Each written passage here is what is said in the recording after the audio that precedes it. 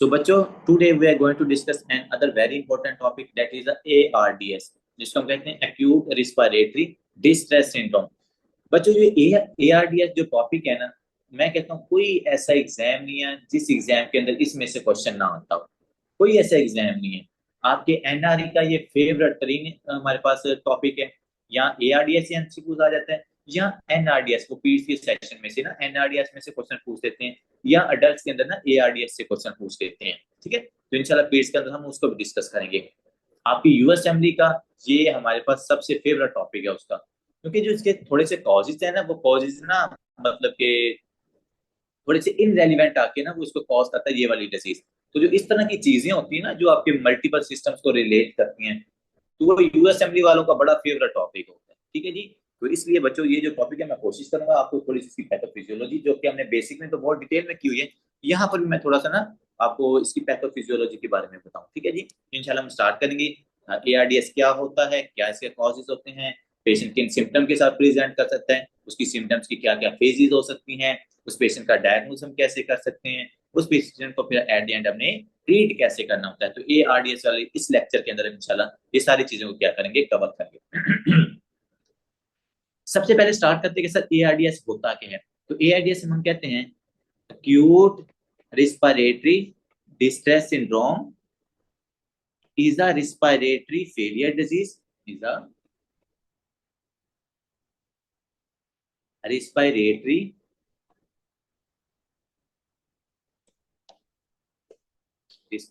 failure condition that occurs due to acute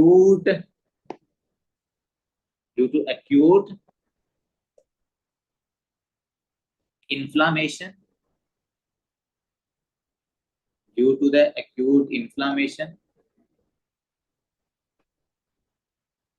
into the lungs। ठीक है बच्चों, तो ये जो डेफिनेशन होती है ना, देखो ये डेफिनेशन के अंदर मैं आपको अक्सर कहता होता हूँ कि जो मेरे टॉपिक की असल कोर होती है ना, वो मैं डेफिनेशन के अंदर ही एक्सप्लेन कर देता होता हूँ। तो इस डेफिनेशन को बनाने के ऊपर ना काफी सारी चीजों को मद्देनजर रखना पड़ता है। तो बच्चों अगर आप इसकी डेफिनेशन देखो तो हमने क्या लिखा है, ARDS is a respiratory failure disease है। रिस्पिरेटरी फेलियर डिजीज के अंदर हमने क्या बात कर डिस्कस की थी जब मैंने आपको एक्यूट रिस्पिरेटरी फेलियर पढ़ाया था कि सर रिस्पिरेटरी फेलियर का मतलब होता है कि जब आपके लंग्स ऑक्सीजन को इनहेल ना कर रहे हो, मतलब कि decrease oxygen and increase carbon dioxide into the blood. कि जब आपके पास लंग्स क्या करें, वो गैसेस एक्सचेंज ना करें, वो ऑक्सीजन को आपके ब्लड के अंदर ना लेके जा सके और कार्बन डाइऑक्साइड को ब्लड से बाहर ना निकाल सके ना, जिसकी वजह से आपको हाइपोक्सीमिया या हाइपरकैप्निया हो जाए ना, तो उसको हम कहते हैं रिस्पिरेटरी फेलियर। तो ये जो आपके पास ARDS की कंडीशन है ना बच्चों, ये भी रिस्पिरेटरी फेलियर कंडीशन है। लेकिन यहाँ पर ट्विस्ट कहाँ पर आता है बच्चों, ट्विस्ट ये है कि ये हमारे पास होती है एक्यूट कंडीशन, जो सबसे इंपॉर्टेंट चीज है इसकी।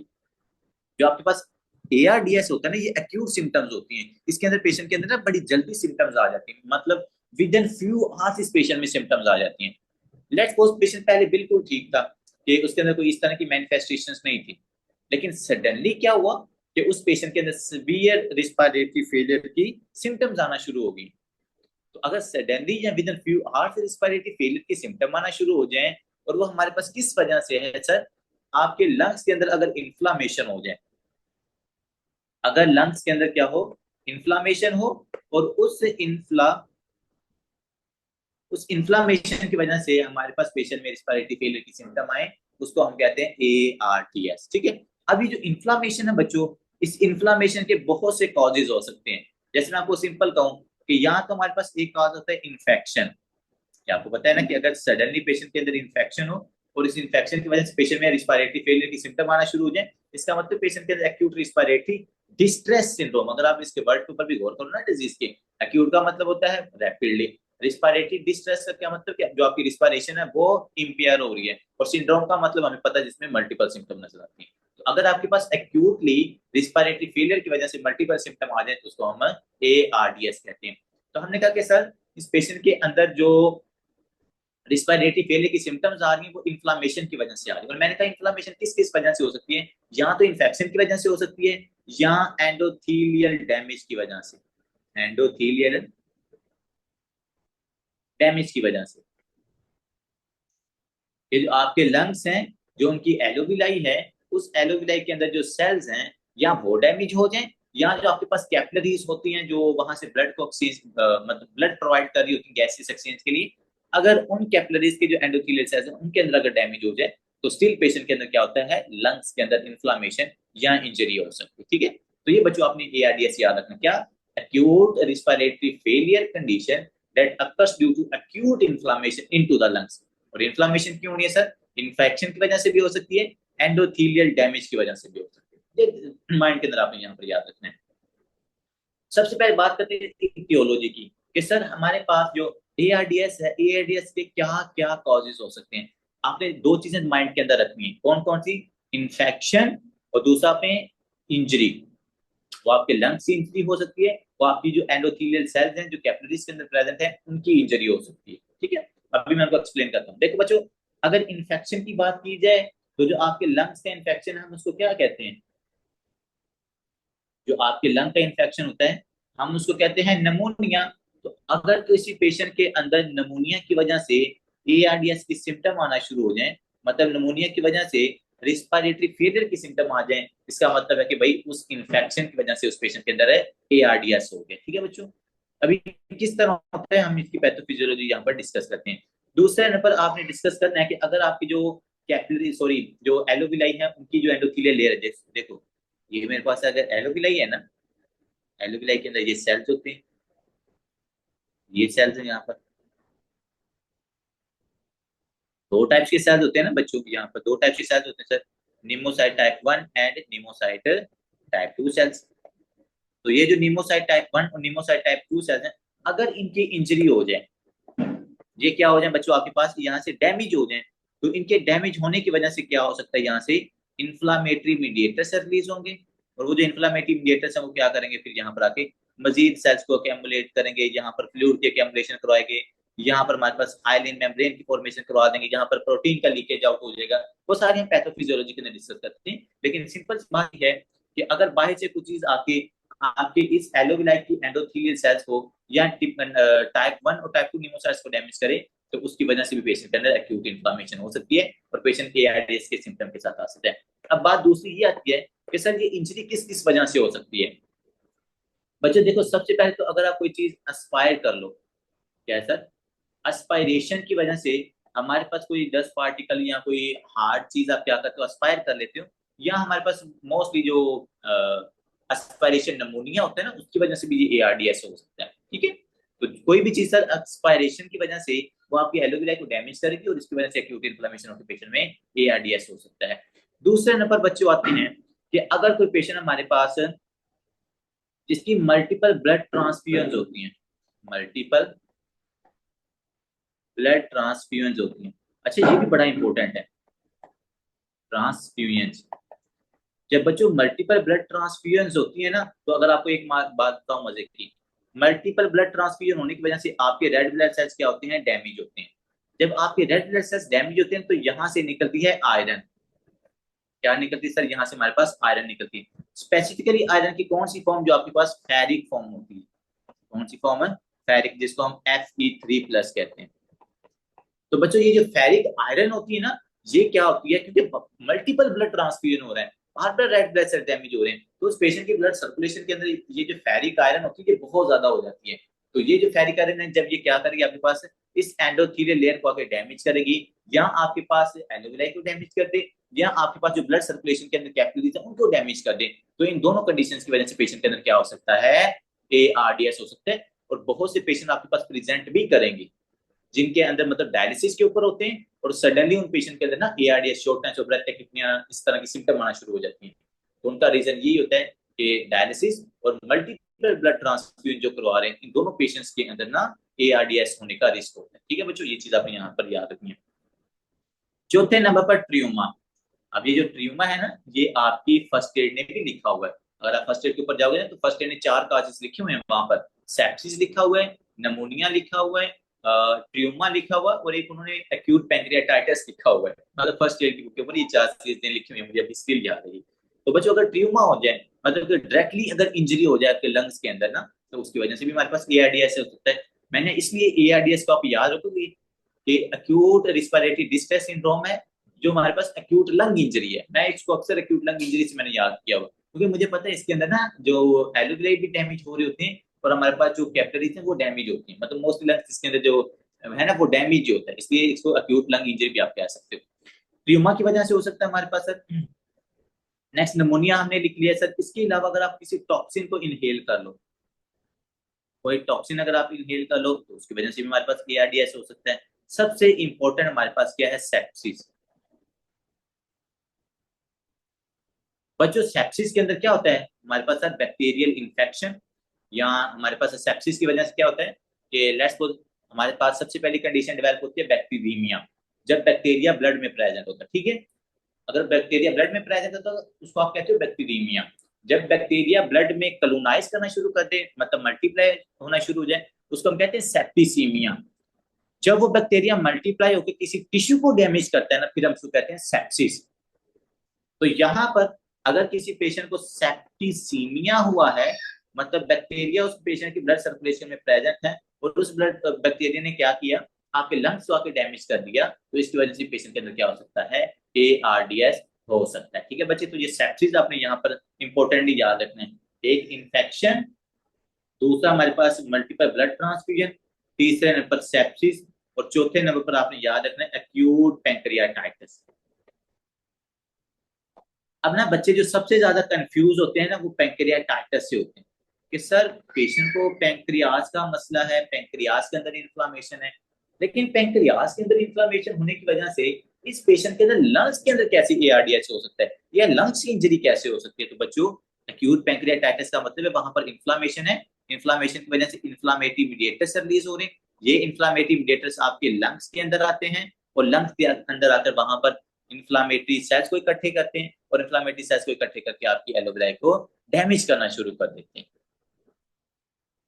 तो इस वजह से एक्यूट पैंक्रियाटाइटिस की वजह से भी आपको एक्यूट रिस्पिरेटरी डिस्ट्रेस सिंड्रोम हो सकता है। ठीक है बच्चों, अब बात करते हैं कि सर ये जो आपने इतनी बातें की हैं इसके कॉजेस की, तो ये सबसे पहले हमारे पास इन कॉजेस की वजह से एआरडीएस जो होता है ना, ये डेवलप कैसे करता है। तो इसके लिए हम समझते हैं बच्चे, सबसे पहले हम कोई भी इसका कॉज ले लेते हैं। जैसे मैं कहता हूँ कि यार हम इन्फेक्शन ले लेते हैं, या कोई टॉक्सिन ले लेते हैं। लेट्स सपोज आपने यहाँ से ना कोई टॉक्सिन को इनहेल किया, ये टॉक्सिन आपके लंग्स में गया,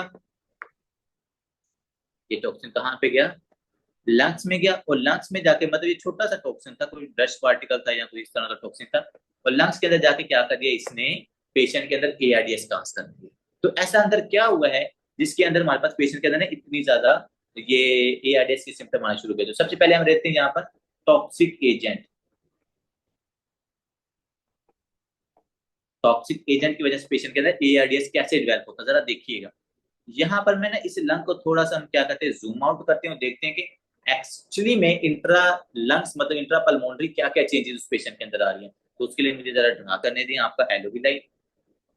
दिस इज अ ब्यूटीफुल एलोविलाई, और इस एलोविलाई की साइड में क्या होती है सर, कैपिलरीज। तो यहाँ पे बच्चों आपकी कैपिलरीज आ गई,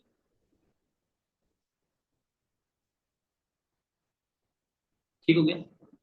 अब बड़ा मजे का कंसेप्ट है इसका, मतलब इसकी पैथोफिजियोलॉजी बहुत मजे की है। ये इसके सेल्स हो गए।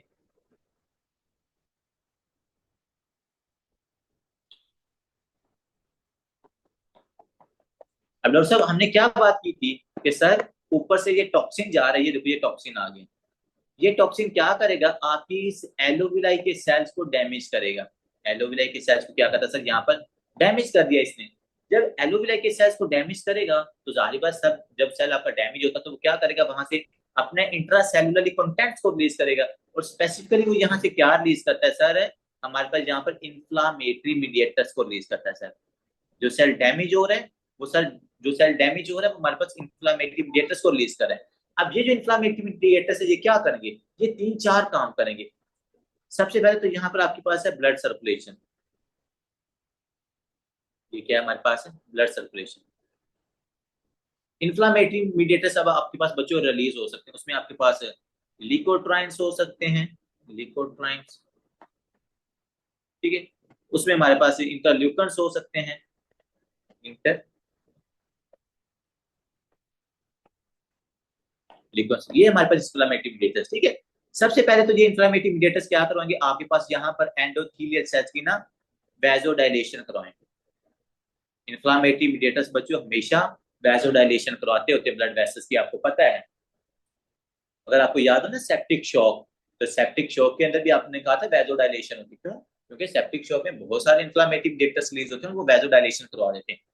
देखो बच्चों, सबसे पहले जब यहाँ पर वैसोडाइलेशन हो जाएगी, इसका मतलब है जो एंडोथेलियल सेल्स होते हैं ना, अब नोटिस करना आपने, ये देखो जब वैसोडाइलेशन होती है ना, तो जो एंडोथेलियल सेल्स होते हैं ना, इन एंडोथेलियल सेल्स के दरमियान में ना बच्चों स्पेस क्रिएट हो जाती है, इस तरह स्पेस, जैसे मैंने यहाँ पर स्पेस बना दिया ना, ऐसी स्पेस यहाँ पर क्रिएट हो जाती है। तो बच्चों जब यहाँ पर इस तरह की स्पेस क्रिएट हो जाएगी, तो उसकी वजह से क्या होगा कि सर जो आपकी ब्लड सर्कुलेशन के अंदर डिफरेंट टाइप के सेल्स पाए जा रहे हैं, इंफ्लामेटरी सेल्स हैं। जैसा कि मैं बात करता हूँ न्यूट्रोफिल्स की, लेट्स सपोज यहाँ पर आपके पास न्यूट्रोफिल्स आना शुरू हो जाएंगे। मैं बात करता हूँ आपके मैक्रोफेजिस की, यहाँ पर आपके मैक्रोफेजिस आना शुरू हो जाएंगे। मैं बात करता हूँ लिम्फोसाइट्स की, आपके लिम्फोसाइट सेल्स यहाँ पर आना शुरू हो जाएंगे। क्यों? क्योंकि इन्फ्लामेटरी मीडिएटर्स ने एक तो एंडोथेलियल सेल्स की वैसोडाइलेशन करवा दी है, और दूसरे नंबर वो कीमोटैक्सिस का काम कर रहे हैं कि भाई इधर कोई इंजरी हुई है, जरा जल्दी जल्दी आओ, यहाँ पर हमारे पास मसला है। तो वो तमाम इन्फ्लामेटरी जो सेल्स होते हैं वो यहाँ पर आते हैं। तो जब मैं लिखता हूँ इन्फ्लामेटरी,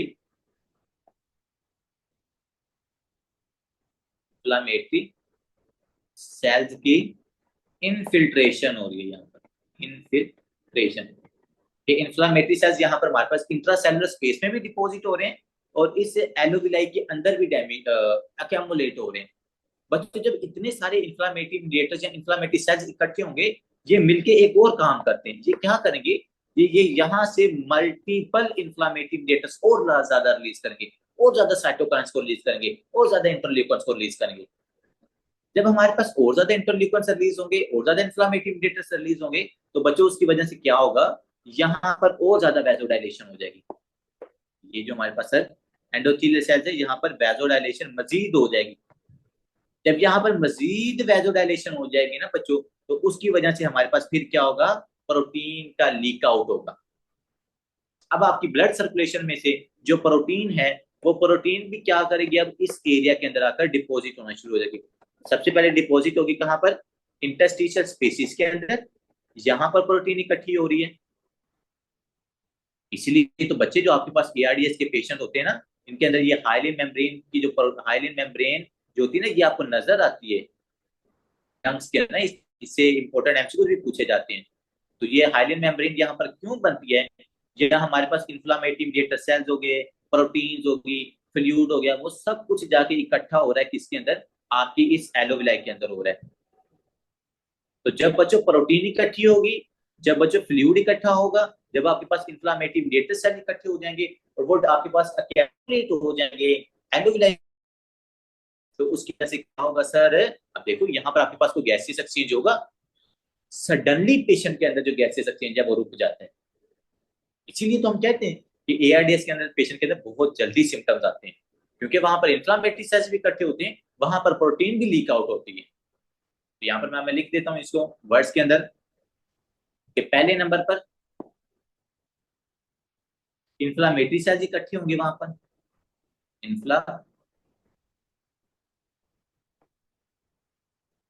इन्फ्लामेटरी सेल्स इकट्ठे हो रहे हैं।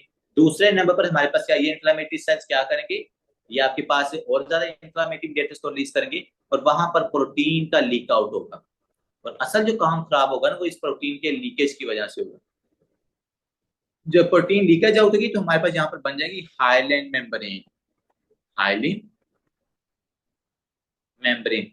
तो जब ये हार्ड हाइलिन मेम्ब्रेन बन जाएगी, तो इसकी वजह से पेशेंट के अंदर यहाँ पर गैसियस एक्सचेंज रुक जाता है, जिसकी वजह से पेशेंट के अंदर फिर आपको एक्यूट सिम्टम्स देखने को। तो बच्चे इस वजह से हमारे पास जो पेशेंट होता है ना एआरडीएस वाला, इसके अंदर इसलिए इतनी ज्यादा सीवियर सिम्टम्स आती है, क्योंकि यहाँ पर जो ना मैकेनिज्म 2 से 3 कलेक्टिवली क्या कर रहे हैं, वहां पर इन्फ्लामेशन और हमारे पास प्रोटीन का अक्यूमुलेशन करवा, जिसकी वजह से जो गैसेस एक्सचेंज होता है वो हमारे पास इम्पैक्ट है, and it can lead to the respiratory failure and as well as the hypoxemia and hypercapnia syndrome। ठीक है बच्चों, ये थी इसकी पैथोफिजियोलॉजी। अब नेक्स्ट आते हैं कि सर अगर जो हमारे पास पेशेंट है इसका ARDS का, ये पेशेंट हमारे पास प्रेजेंट कैसे करेगा? बच्चों सबसे पहले तो आपने याद रखना है वो एक्यूट सिम्टम के साथ प्रेजेंट करेगा, मतलब जो भी सिम्टम होंगी वो हमारे पास सीवियर होंगी और उसको वो जो सिम्टम्स प्रेजेंट होगी ना वो ये नहीं होगी पिछले 1 महीने से प्रेजेंट थी, पहले माइल्ड थी तो फिर मॉडरेट फिर सीवियर होगी, नहीं ऐसा नहीं है। पेशेंट के अंदर सडनली सिम्टम्स अपीयर होंगे, ठीक है। और जो उसकी सिम्टम्स अपीयर होने का ड्यूरेशन है वो हमारे पास 12 आवर टू 48 आवर्स होता है मोस्टली, या कुछ लिखते हैं कि within less than 1 week, मतलब कि 1 वीक से पहले पहले अगर सिम्टम्स प्रेजेंट कर रही है उस पेशेंट के अंदर, या 1 वीक से कम ड्यूरेशन के अंदर, पहले ठीक था बाकी 3-4 दिन के अंदर अंदर उसको सिम्टम अपीयर होना शुरू हो जाए तो हम उसको कहते हैं that is the ARDS criteria. तो सर ये पेशेंट के अंदर जो पिछले 12 से 24 या 36 या 48 घंटे के अंदर अगर सडनली सिम्टम्स अपीयर होना शुरू हो जाए, और कौन सी symptoms sir? Let's suppose patient के अंदर आपको नजर आता है डिस्निया। डिस्निया हम किसको कहते हैं सर? Shortness of breath. और डिस्निया किस वजह से होता है? रिस्पिरेटरी फेलियर की वजह से, जब हमारे पास ऑक्सीजन कम होती है और carbon dioxide of blood circulation में ज्यादा होती है, और मोस्ट इंपोर्टेंटली जब आपको हाइपरकैपनिया होता है, मतलब जब कार्बन डाइऑक्साइड ज्यादा होती है ना, तो इसकी वजह से पेशेंट को रिस्पिरेटरी रेट उसकी इंक्रीज होती है और पेशेंट के अंदर में डिस्निया नजर आता है बच्चों, ठीक है। दूसरे नंबर चूंकि मोस्ट ऑफ द केसेस के अंदर इस पेशेंट के अंदर इन्फ्लामेशन होती है ना, तो उस इन्फ्लामेशन की वजह से पेशेंट के अंदर हमें फीवर भी नजर आता है, क्योंकि यहाँ पर ये काम ही सारा इन्फ्लामेशन का हो रहा है। तो ARDS वाले पेशेंट के अंदर ना हमें फीवर की सिम्टम्स भी नजर आती है, ठीक है। दूसरे नंबर सर इस पेशेंट के अंदर चूंकि हाइपरकैपनिया है तो ये पेशेंट हमारे पास साइनोसिस के साथ भी प्रेजेंट कर सकते हैं।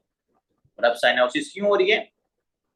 क्योंकि सर इस पेशेंट में हाइपरकैपनिया है, कार्बन डाइऑक्साइड ज्यादा है। लेकिन बच्चों एक बात याद रखिएगा, जो साइनोसिस होती है ये सब पेशेंट में प्रेजेंट नहीं होती, not present in all patient, not present in all patients. तमाम पेशेंट्स के अंदर प्रेजेंट नहीं होती, क्योंकि जो तमाम पेशेंट्स होते हैं ना वो आपकी इस डिजीज की डिफरेंट फेजेस के साथ प्रेजेंट करते हैं। तो साइनोसिस प्रेजेंट हो सकती है जिनके अंदर ज्यादा कार्बन डाइऑक्साइड एक्यूमुलेट हो जाए, but not in all patients, ठीक है। ये चीज आपने यहाँ पर याद रखनी है।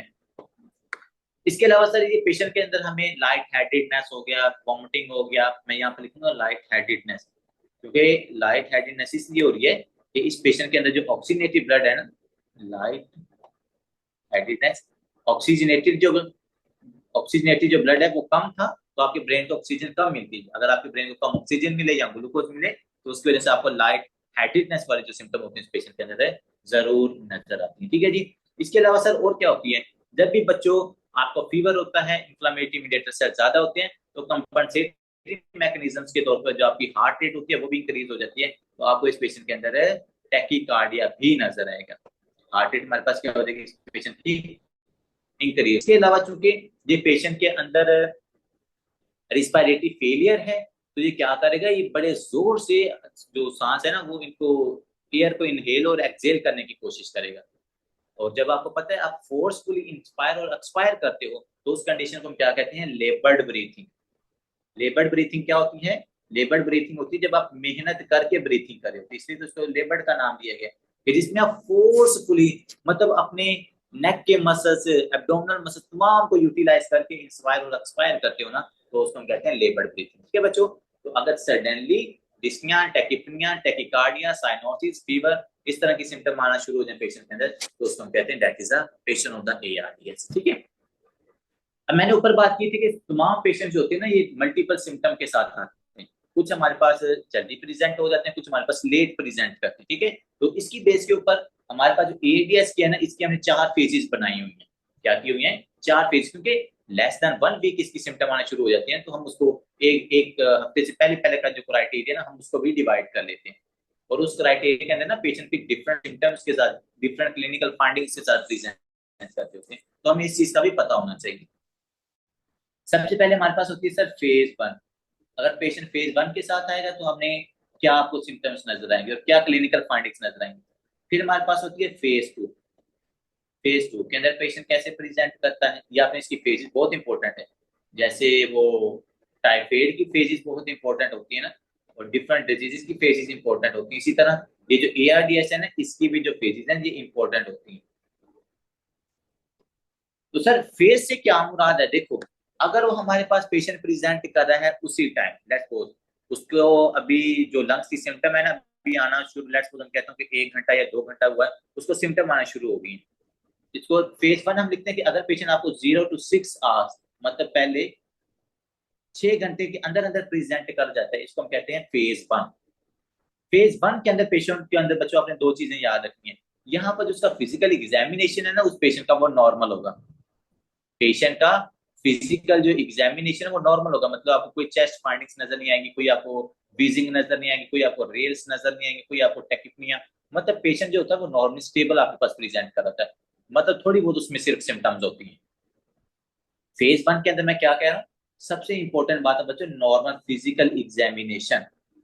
इसका जो फिजिकल एग्जामिनेशन है मतलब कोई साइनोसिस कोई इस तरह की सिम्टम के साथ पेशेंट नहीं प्रेजेंट किया हुआ, तो इसका जो फिजिकल एग्जामिनेशन है नॉर्मल फिजिकल एग्जाम के साथ ये पेशेंट प्रेजेंट करेगा। दूसरे नंबर आप इस पेशेंट की जब एबीजी करते हो ना तो आपको नजर आती है रिस्पायरेटरी अल्कालोसिस। अब बच्चों रिस्पायरेटरी अल्कालोसिस क्यों हो रही है इस पेशेंट के अंदर? रिस्पायरेटरी अल्कालोसिस का मतलब ये है कि सर इस पेशेंट के अंदर ना ज्यादा से ज्यादा कार्बन डाइऑक्साइड बाहर गई है। अगर मुझे सिम्टम्स आ रही है ना, लेट्स सपोज मुझे सिम्टम आना शुरू हो गई है इसकी एआरडीएस की है, तो मेरा जो अभी रिस्पायरेशन है वो तो नॉर्मल चल रही है ना, देखो शॉर्टनेस ऑफ ब्रेथ मुझे हुई है, तो इस दौरान अभी आपके जो मसल्स है ना वो काम कर रहे हैं, रिस्पायरेटरी मसल्स आपके काम कर रहे होते हैं सारे, तो वो क्या करते हैं आपकी मैक्सिमम कार्बन डाइऑक्साइड को ना बाहर निकाल रहे होते हैं। जब मैक्सिमम कार्बन डाइऑक्साइड बाहर निकाल रहे हैं इसका मतलब ज्यादा वर्स्ट कंडीशन नहीं है। जब कार्बन डाइऑक्साइड भी बाहर निकलना नहीं ना शुरू होती इसका मतलब है कि ये वाली फेज हमारे लिए ज्यादा खतरनाक है। तो अगर आपको रिस्पायरेटरी अल्कालोसिस मिलती है मतलब आपको पीएच इंक्रीज मिलती है। पीएच इंक्रीज का मतलब क्या है, या रिस्पायरेटरी अल्कालोसिस का मतलब क्या है कि कार्बन डाइऑक्साइड को जो लंग्स है वो नॉर्मली मतलब कि वो सही बाहर निकाल रहे हैं। अभी आपके जो एक्स्ट्रा पल्मोनरी मसल्स है वो सही काम करें, जिनको हम एसेसरी मसल्स कहते हैं, वो सही काम कर रहे होते हैं, अभी उनकी फटीग नहीं हुई। जब उनकी फटीग होगी ना तो फिर हमारे पास पेशेंट की जो सिम्टम्स है वो चेंज हो जाती है। ठीक है, तो पहली फेज के अंदर पहले 6 घंटों के अंदर अंदर पेशेंट हमारे पास उसका फिजिकल एग्जामिनेशन ठीक होता है, एबीजी के ऊपर हमें पीएच इंक्रीज मिलती है या रिस्पायरेटरी अल्कालोसिस मिलती है। ठीक है, फेज 2 की बात करते हैं बच्चों। फेज 2 के अंदर पेशेंट हमारे पास आता है किसके साथ, यहाँ पर पेशेंट में अंदर होती है रिस्पायरेटरी एसिडोसिस। फेज 2 के अंदर क्योंकि पेशेंट मैक्सिमम जो कार्बन डाइऑक्साइड होता है ना वो कार्बन डाइऑक्साइड को निकाल रहा होता है, सॉरी जहां पर हमारे पास मैक्सिमम कार्बन डाइऑक्साइड को बाहर नहीं निकाल रहा होता है, ये वाला पेशेंट जो होता है जिसके अंदर पेशेंट के अंदर जो कार्बन डाइऑक्साइड होती है ना वो बाहर नहीं निकल रही होती। इस केस के अंदर ऊपर रिस्पायरेटरी अल्कालोसिस के अंदर क्या हो रहा था सर, रिस्पायरेटरी अल्कालोसिस के अंदर ये है कि हमारे पास जो कार्बन डाइऑक्साइड है वो कार्बन डाइऑक्साइड बाहर जा रही है, कार्बन डाइऑक्साइड क्या हमारे पास बाहर जा रही है, जिसकी वजह से उस पेशेंट की जो पीएच है वो हमारे पास एलिवेट हो जाती है। अब फेज 2 के अंदर क्या होता है, फेज 2 के अंदर बच्चों याद रखनी है यहाँ पर पेशेंट जाता है हाइपो वेंटिलेशन की तरफ, हाइपो वेंटिलेशन की वजह से कि यहाँ पर प्रॉपरली वो वेंटिलेट नहीं, क्योंकि उसके जो मसल्स होते हैं बच्चों यहाँ पर आके इसके मसल्स फटीग हो जाते हैं। फेज 2 के अंदर जो सबसे ज्यादा कंफ्यूजन होती है ना बच्चों वो फेज 2 के अंदर होती है। जो आपके पास 12 से लेकर मतलब कि 12 से लेकर कोई इसको 36 घंटे लिखता है, कुछ इसको 48 घंटे लिखते हैं, कुछ इसको 72 आवर्स लिखते हैं, लेकिन एटलीस्ट 6 to 12 आवर्स जो ड्यूरेशन होता है वो ज्यादा होता है। जब पेशेंट क्या होता है वो काफी ज्यादा वेंटिलेट वेंटिलेट वेंटिलेट कर करके क्या करता है काफी ज्यादा कार्बन डाइऑक्साइड को हमारे लंग से बाहर निकाल चुका होता है, उसके बाद वाली ये फेज स्टार्ट हो जाती है। जब ये वाली फेज स्टार्ट होती है तो पेशेंट के अंदर हमारे पास हाइपोवेंटिलेट है ना, अब प्रॉपरली वो वेंटिलेट नहीं कर रहा, तो इस पेशेंट की जो पीएच होगी वो हमारे पास डिक्रीज हो जाएगी। और पीएच क्यों डिक्रीज हो रही है, क्योंकि सर इस पेशेंट के अंदर अब जो कार्बन डाइऑक्साइड वो बाहर नहीं जा रही, इसके जो मसल्स हैं वो फटीग हो चुके हैं, और जब कार्बन डाइऑक्साइड बच्चों बाहर नहीं जाएगी तो इसको हम कह सकते हैं रिस्पायरेटरी एसिडोसिस। इस पेशेंट के अंदर आपको रिस्पायरेटरी एसिडोसिस के साथ ये प्रेजेंट करेगा। तो हमेशा बताया जाता है नॉट इन एआरडीएस के अंदर, किसी और भी हमारे पास जो लंग्स की कंडीशन है ना जिसके अंदर आपको रिस्पायरेटरी एसिडोसिस मिलती है, जिसके अंदर आपको बच्चे पीएच कम मिलती है, वो कंडीशन ज्यादा खतरनाक होती है, वो कंडीशन ज्यादा खतरनाक होती है क्योंकि आपके लंग्स चलो पहले तो वो सही काम कर रहे कि वो कार्बन डाइऑक्साइड को आपके लंग्स से निकाल रहे हैं, तो एटलीस्ट लंग्स तो काम कर रहे हैं ना, आपके मसल्स अभी फटीग तो नहीं ना हुए। लेकिन जब आपके मसल्स भी फटीग हो जाएंगे, जो ये रिस्पायरेटरी मसल्स हैं, एसेसरी मसल फटीग हो जाएंगे, और दूसरे नंबर लंग्स के अंदर भी हमारे पास क्या हुआ, कंसोलिडेशन हुई हुई है, यहाँ वहां पर हमारे पास इन्फ्लामेशन है, वहां पर हमारे पास प्रोटीन की कैमुलेशन हुई है। तो वो क्या करेंगे, वो कार्बन डाइऑक्साइड को बाहर अब नहीं निकाल सकेंगे। एक तो रिस्पायरेटरी फेलियर हो गया, मतलब मसल काम नहीं करे, दूसरे नंबर आपके पास जो लंग्स है वहां पर भी इन्फ्लामेशन हुई हुई है, और उस वजह से भी आप कार्बन डाइऑक्साइड को बाहर नहीं निकाल रहे, जिसकी वजह से फिर क्या होगा, रिस्पायरेटरी एसिडोसिस होगा। और जब रिस्पायरेटरी एसिडोसिस होगा, पेशेंट की जो पीएच होगी वो आपको डिक्रीज मिलेगी। पहली फेज के अंदर पीएच इंक्रीज मिलेगी, दूसरी फेज के अंदर पीएच डिक्रीज मिलेगी। पहली फेज के अंदर रिस्पायरेटरी अल्कालोसिस होता है, दूसरी फेज के अंदर रिस्पायरेटरी एसिडोसिस होता है। ये वाला क्राइटेरिया आपने याद रखना है। अब बात करते हैं रिस्पायरेटरी की फेज जो 3 है। बच्चे जो फेज 3 होती है, यहाँ पर टोटली हमारे पास जो रिस्पायरेटरी फेलियर हो चुका होता है इस पेशेंट के अंदर, यहाँ पर हमारे पास रिस्पायरेटरी फेलियर हो चुका होता है। अब रिस्पायरेटरी फेलियर का क्या क्राइटेरिया है सर, रिस्पायरेटरी फेलियर का क्राइटेरिया है कि हमारे पास अब ऑक्सीजन भी कम आ रही है, और हमारे पास जो कार्बन डाइऑक्साइड है वो कार्बन डाइऑक्साइड ज्यादा होगी। अब हाइपोक्सीमिया भी हो रहा है और हाइपरकैप्निया भी हो रहा है, और इसके साथ आपको इस पेशेंट के अंदर टैकिपनिया हो गया, उसके अलावा पेशेंट के अंदर आपको टैकीकार्डिया हो गया, साइनोसिस होगी। यहाँ पर फेज 3 के अंदर आपको ये सारी चीजें नजर आती हैं। फेज 3 के अंदर आपको ये सारी सिम्टम नजर आना शुरू हो जाती है। फिर बात करते हैं हम सर लास्ट पे जो फेज 4 है, ये सबसे ज्यादा खतरनाक फेज होती है कि अगर कोई पेशेंट हम आपके पास फेज 4 के साथ प्रेजेंट करता है ना बच्चों, तो उस पेशेंट के अंदर कहते हैं कि मोस्टली जो ट्रीटमेंट होता है ना वो भी उसके ऊपर काम नहीं कर रहा होता। मतलब पहली फेज के अंदर आए, आप उसको ऑक्सीजन दो, पेशेंट हमारे पास ठीक हो जाता है और अंडरलाइन काज को ठीक करो। फेज 2 के साथ आता है, उसके अंदर भी हम सप्लीमेंटल ऑक्सीजन देते हैं या वेंटिलेटर के ऊपर डालते हैं, पेशेंट ठीक हो जाता है। फेज 3 के अंदर आता है, रिस्पायरेटरी फेलियर होता है, ऑक्सीजन की डेफिशिएंसी होती है, हम उस पेशेंट को वेंटिलेटर के ऊपर डालते हैं, पेशेंट हमारे पास ठीक हो जाता है। लेकिन जो फेज 4 होती है ना, ये सबसे ज्यादा डेंजरस होती है। अगर कोई पेशेंट हमारे पास फेज 4 के साथ आता है और इसका ड्यूरेशन बताया जाता है, वो ड्यूरेशन बताया जाता है 48 टू 96 आवर्स। मोस्टली इस ड्यूरेशन के अंदर पेशेंट क्या करते हैं, फेज 4 के अंदर प्रेजेंट करते हैं। और यहाँ पर आपने याद रखना सारी सीवियर सिम्टम्स कर देनी है। जैसे हम कहते हैं ना लास्ट स्टेज ऑफ कैंसर के अंदर पेशेंट के अंदर सारी सिम्टम्स सीवियर हो जाती हैं, यहाँ पर भी हमारे पास जो सिम्टम्स होगी वो सीवियर हो जाएंगे। जैसा कि सबसे पहले रिस्पायरेटरी फेलियर तो यहाँ पर होगा, जारी बात है, रिस्पायरेटरी तो फेलियर है ही है पेशेंट के अंदर। रिस्पायरेटरी फेलियर होने के साथ साथ यहाँ पर हम लिखते हैं रिफ्रैक्टरी फेज। इसको हम लिखते हैं क्या, refractory phase. Refractory phase, refractory phase का क्या मतलब होता है कि जो हमारे पास नॉर्मल ट्रीटमेंट होता है, अगर डिजीज उस नॉर्मल ट्रीटमेंट को रिस्पॉन्स नहीं कर रही होती तो हम उसको कहते हैं रिफ्रैक्टरी डिजीज या रिफ्रैक्टरी फेज। तो यहाँ पर जब आप उसको ऑक्सीजन दोगे ना, तो बच्चे ऑक्सीजन इसको हेल्प हेल्प आउट नहीं करती इस पेशेंट को। तो अगर वो हेल्प आउट नहीं करेगी तो पेशेंट के अंदर सीवियर हाइपोक्सीमिया होता है, सीवियर हाइपोक्सीमिया। और इस पेशेंट के अंदर क्योंकि यहाँ पर हाइपर कैप्निया भी होता है, क्योंकि कार्बन डाइऑक्साइड भी बाहर नहीं निकालते, तो ये दोनों पेशेंट के अंदर वर्स्ट कंडीशन होती है। साइनोसिस भी पेशेंट के अंदर यहाँ पर प्रेजेंट करती है, क्योंकि कार्बन डाइऑक्साइड बाहर निकल नहीं रही होती। और मेन जो इंपॉर्टेंट चीज है वो यहाँ पर है कि ये पेशेंट हमारे पास ट्रीटमेंट को क्या करता है, ये रिस्पॉन्स शो नहीं करता।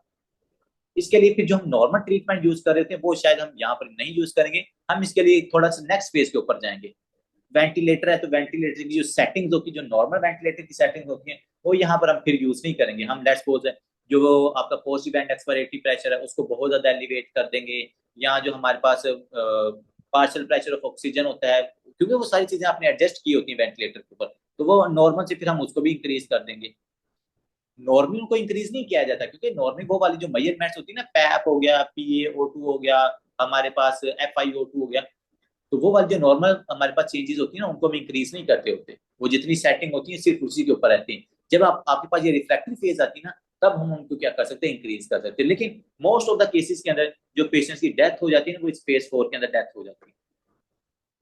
यहाँ पर रिस्पायरेटरी फेलियर होने की वजह से पेशेंट की डेथ किस फेज के अंदर होती है बच्चों, death number sorry death number 4 कह रहा हूँ, फेज 4 के अंदर पेशेंट की डेथ हो जाती है। ठीक है, तो अगर इसको मैं थोड़ा सा दोबारा डिफाइन करूं, तो पेशेंट हमारे पास कौन कौन सी फेज के साथ आ सकता है। पहला नॉर्मल होती है फेज, जिसमें रिस्पायरेटरी अल्कालोसिस है, कार्बन डाइऑक्साइड निकाल रहा होता है। दूसरे नंबर पेशेंट के अंदर हमारे पास क्या होती है, पेशेंट में रिस्पायरेटरी एसिडोसिस होती है, मतलब उसके मसल प्रॉपर्ली काम नहीं कर रहे होते, तो प्रॉपर हमारे पास गैसेस एक्सचेंज नहीं हो रहा होता, तो पेशेंट हमारे पास प्रेजेंट करता है डिक्रीज पीएच के साथ। फेज 3 क्या होती है, फेज 3 के अंदर दोनों काम है, रिस्पायरेटरी फेलियर है, हाइपोक्सीमिया भी होगा, हाइपरकैपनिया भी होगा, ठीक है। और जो एक्सरे वगैरह की जो तमाम चेंजेस है ना, वो आपको फेज 3 के अंदर प्रोमिनेंटली नजर आना शुरू हो जाती है। फेज 4 में हमने थेरेपी के ऊपर पेशेंट ट्रीटमेंट शो नहीं करता, हमें उसे पे क्या करना पड़ता है, स्फीयर थेरेपी देनी पड़ती है, ठीक है। अभी मैं आपको थोड़ी देर बाद बताता हूँ कि वो स्फीयर थेरेपी का क्या मतलब है। अब सबसे पहले तो आता है कि सर इस पेशेंट को हम डायग्नोस कैसे कर सकते हैं। जो आपके पास पेशेंट प्रेजेंट किया है ARDS का, इस ARDS वाले पेशेंट को हम डायग्नोस कैसे करते हैं। तो बच्चों इसको डायग्नोस करने के लिए हमारे पास ना एक क्राइटेरिया होता है, उसको हम कहते हैं बर्लिन क्राइटेरिया। कौन सा क्राइटेरिया है, बर्लिन क्राइटेरिया कह लो या बर्लिन डेफिनेशंस कह लो या बर्लिन फाइंडिंग्स कह लो। ये जो साइंटिस्ट था इसने क्या किया, हमें ये क्राइटेरिया दिया है कि अगर पेशेंट के अंदर ये 4 सिम्टम्स प्रेजेंट है, इसका मतलब उस पेशेंट के अंदर ARDS हो सकता है, उस पेशेंट के अंदर ARDS हमारे पास प्रेजेंट हो सकता है। जैसे हम पढ़ते हैं ना वेल्स क्राइटेरिया, वो पल्मोनरी एम्बोलिज्म के अंदर, इसी तरह यहाँ पर बर्लिन क्राइटेरिया है जो ARDS के अंदर हम देखते होते हैं। ये बर्लिन क्राइटेरिया क्या कहता है, ये 4 चीजें आपको बताता है। ये क्या कहता है, 4 फैक्टर्स को आपने बच्चों देखना होता है। और वैसे इसके 4 फैक्टर बहुत ज्यादा इंपॉर्टेंट है, ये काफी मतलब के क्वेश्चंस के अंदर ये पूछे जाते हैं। सबसे पहले क्राइटेरिया क्या होना चाहिए, वो कहता है कि बच्चों उस पेशेंट के अंदर ना एक्यूट हाइपोक्सीमिया होना चाहिए। क्या है पेशेंट के अंदर है, एक्यूट हाइपोक्सीमिया प्रेजेंट होना चाहिए। अब एक्यूट हाइपोक्सीमिया का फिर वो क्या क्राइटेरिया बताता है, वो कहता है कि अगर पेशेंट के अंदर लेस देन 1 वीक, मतलब 1 वीक से पहले पहले उस पेशेंट के अंदर सिम्टम्स आ रहे हो, जैसे मैंने आपको बताया था कि 12 घंटे, 14 घंटे, 24 घंटे, 36 घंटे, मतलब अगर फ्यू आवर्स या फ्यू डेज के अंदर अगर सिम्टम एक्यूटली अपीयर होना शुरू हो जाए, तो इसका मतलब है कि ये हमारे पास पहला क्राइटेरिया उस पेशेंट के अंदर ARDS हो सकता है। दूसरे नंबर पर वो क्या कहता है, दूसरे नंबर वो कहता है कि आपने 2 रेशियोज लेनी है। दूसरे नंबर वो क्या कहते हैं, आपने 2 रेशियो चेक करनी है। एक रेशियो को हम क्या कहते हैं, हमारे पास होती है partial pressure of oxygen in the blood circulation, या जिसको हम आर्टरी कहते हैं। और दूसरे नंबर आपने ऑक्सीजन की अमाउंट चेक करनी है जो हम बाहर से ऑक्सीजन लेते हैं। 2 आपने अमाउंट चेक करनी है। अगर आपने ARDS पेशेंट में डायग्नोज करना है, तो उसके लिए आपने 2 चीजें देखनी है। कौन कौन सी, कि उसके ब्लड के अंदर ऑक्सीजन कितनी प्रेजेंट है, और वो जो बाहर से ऑक्सीजन ले रहा है वो कितनी है। मतलब ये हमारे पास होती है forced inspiratory oxygen and the amount of oxygen present into your artery. और फिर कहते हैं इन दोनों को आपने डिफाइन करना है, और डिफाइन करने के बाद मतलब दोनों को आपने डिवाइड करना है, और डिवाइड करने के बाद अगर इनकी अमाउंट या इनकी जो रेशियो है वो 300 से कम है, इसका मतलब है कि पेशेंट के लंग्स में कोई प्रॉब्लम है।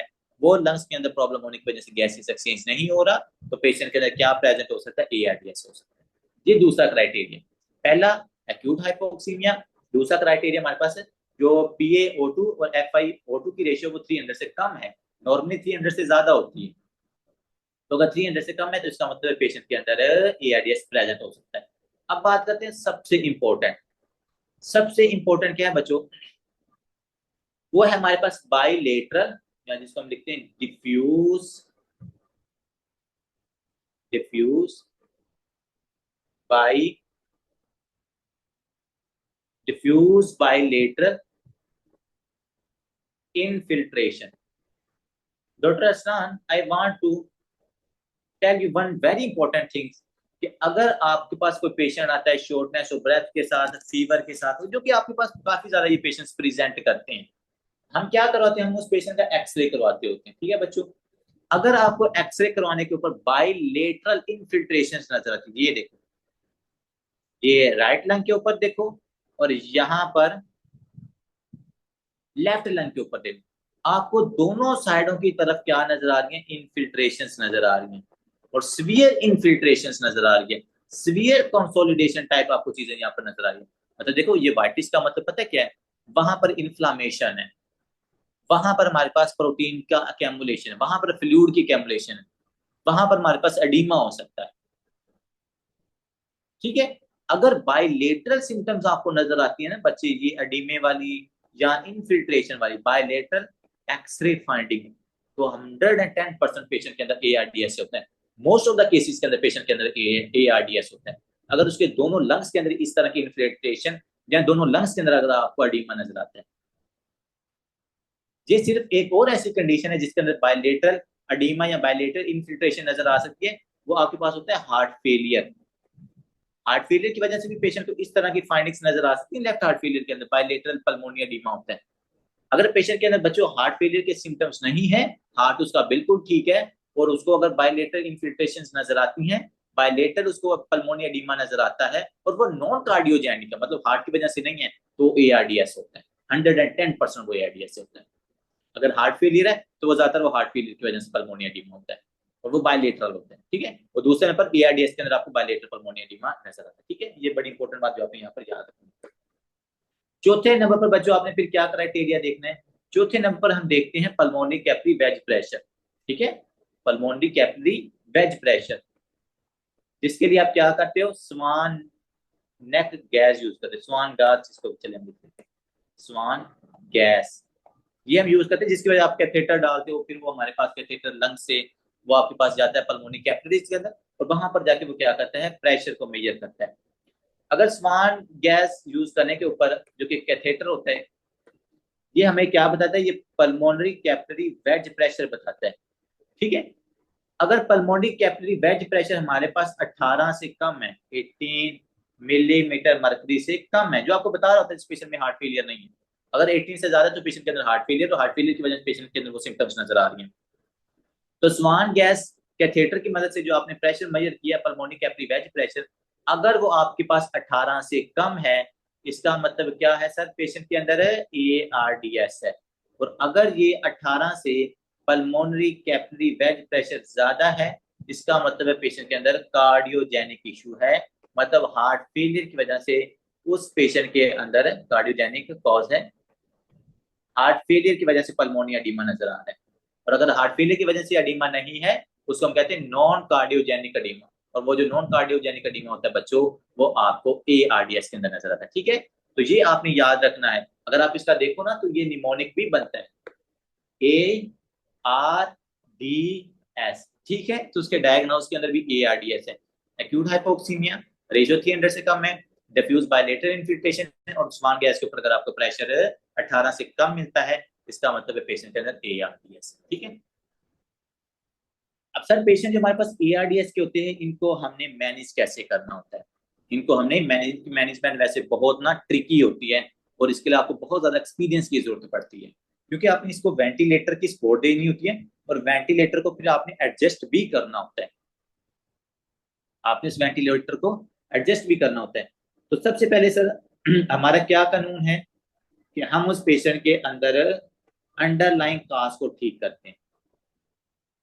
सबसे पहले आपने अंडरलाइन काज को देखना है कि वो निमोनिया है, वो सेप्सिस की वजह से हो रहा है, वो अक्यूट पैंक्रियाटाइटिस की वजह से है, वो टॉक्सिन की वजह से है, वो हमारे पास मल्टीपल ब्लड ट्रांसफ्यूजन की वजह से कॉज किया। पहले उस काज को आपने ठीक करना, ठीक है।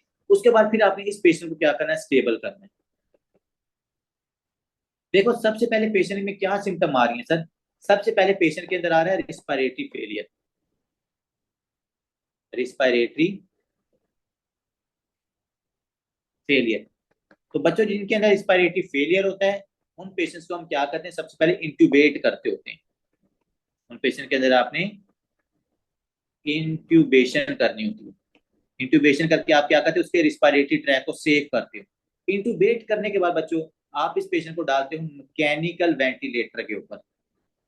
इंट्यूबेट कर दिया है, ट्यूब डाल दिया उसके लंग्स के अंदर, फिर उस ट्यूब को आप मैकेनिकल वेंटिलेटर के साथ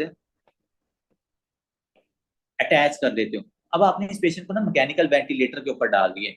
अगर आप नोटिस करो तो हमारे लंग्स के अंदर क्या चेंजेस थी सर? लंग्स के अंदर एलोविलाई के अंदर, या जो हमारे पास पूरे पूरे लॉब्स हैं, उन तमाम के अंदर ना लंग्स आपके कोलैप्स हो चुके हैं। वहां पर गैसेस एक्सचेंज नहीं हो रहा, वहां पर सीवियर इन्फ्लामेशन है, वहां पर सीवियर हमारे पास प्रोटीन की अकेमुलेशन, वहां पर सीवियर एडिमा है। तो एट द एंड क्या, आपकी जो लंग्स है वो प्रॉपरली एक्सपैंड नहीं हो रहे, या वो जो एलोविलाई है वो गैसेस एक्सचेंज नहीं करी, और वो जब वो गैसेस एक्सचेंज नहीं ना करी, तो वो हमारे पास इस तरह कोलैप्स हो जाती है। और उस कंडीशन को हम क्या कहते हैं? एटीलैक्टेसिस। तो असल में ये जो हमारे पास पेशेंट प्रेजेंट कर रहा है, ये हमारे पास लंग कोलैप्स के साथ प्रेजेंट कर रहे हैं।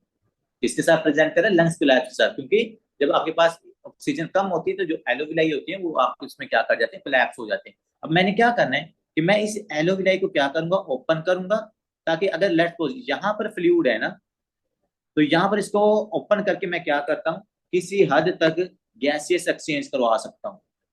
यहाँ पर है, इसको ओपन करवा के इसके अंदर यहाँ से मैं बाहर से मैकेनिकली प्रेशर लगाऊंगा, हमारे पास एलोविलाई आपके जो लंग्स हैं वो ओपन होंगे, तो जिसकी वजह से हमारे पास कुछ ना कुछ स्पेस क्रिएट होगी, और there is a gaseous exchange between the blood and the carbon and your alveoli. तो यहाँ पर हमारे पास किसी हद तक जो गैसियस एक्सचेंज है ना वो होगा। आप ऑक्सीजन भी दे रहे हो वेंटिलेटर की मदद से, और फिर आप यहाँ से कार्बन डाइऑक्साइड को भी ये पार्शियल प्रेशर चेंज करवा के कार्बन डाइऑक्साइड को भी आप बाहर निकाल रहे हैं। ठीक है, तो ये होता है मैकेनिकल वेंटिलेटर, जिसके ऊपर आप क्या करते हो, जब पेशेंट के अंदर ऑक्सीजन की डेफिशिएंसी होती है, जब लंग्स कोलैप्स होते हैं या एआरडीएस के साथ पेशेंट प्रेजेंट करता है या रिस्पिरेटरी फेलियर के साथ प्रेजेंट करता है, तो हम उस पेशेंट को इंटूबेट पहले करते हैं और उसके बाद हम उसको मैकेनिकल वेंटिलेटर के ऊपर ले जाते हैं। ठीक है, अब जब आपने मैकेनिकल वेंटिलेटर के ऊपर जाना, मैंने आपको बताया था आपने दो चेंजेस का खास ख्याल करना है, क्योंकि जो वेंटिलेटर होता है इसके ऊपर मल्टीपल चेंजेस होती है, वहां पर सैचुरेशन आ रही होती है, पार्शियल प्रेशर आ रहा होता है, पैप आ रहा होता है, सी पैप आ रहा होता है, पाइप है, मतलब मल्टीपल टाइप्स के वेंटिलेटर्स होते हैं। तो जब आपने ये मैकेनिकल वेंटिलेटर डालना, आपने दो चीजों का ख्याल करना है। क्या? एक, आपने उस पेशेंट का जो partial pressure of oxygen in the artery है उसको इंक्रीज करना है, और दूसरे नंबर पर आपने इसका इंक्रीज करना है पैप। पैप हम कहते हैं positive and expiratory pressure. PAP क्या होता है? पॉजिटिव, और ये सेटिंग होती है आप वेंटिलेटर के ऊपर करते हो, पॉजिटिव एंड एक्सपायरेटरी